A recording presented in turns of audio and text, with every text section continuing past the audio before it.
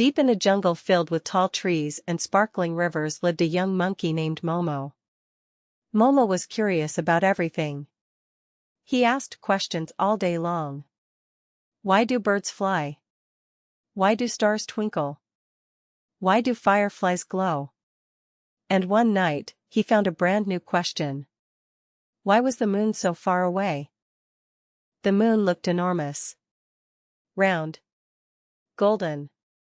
Glowing like a giant lantern in the sky. Momo stared at it all evening. It's the most beautiful thing I've ever seen, he whispered. Then he had an idea. I want it. The next day, Momo climbed the tallest tree in the jungle. Higher. Higher.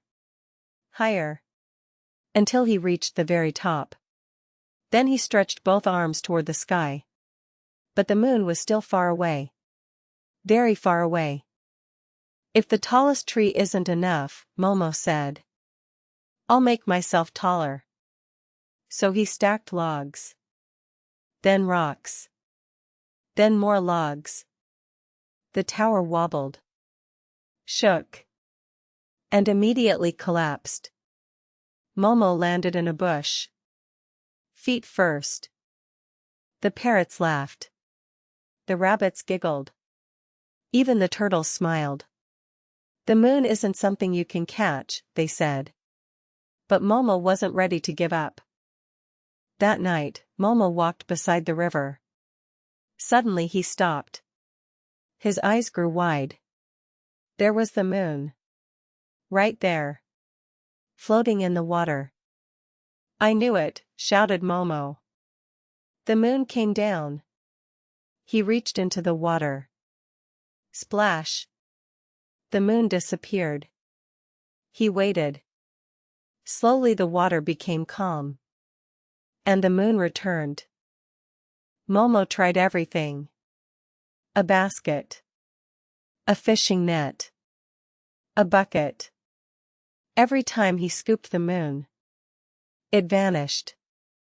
Every time the water settled, it came back. An old turtle watched quietly.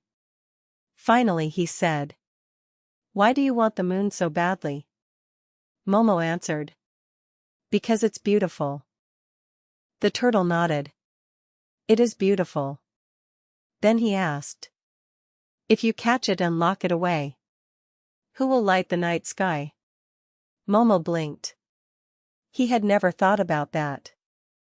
For the first time, Momo stopped trying to grab the moon. Instead, he simply looked at it.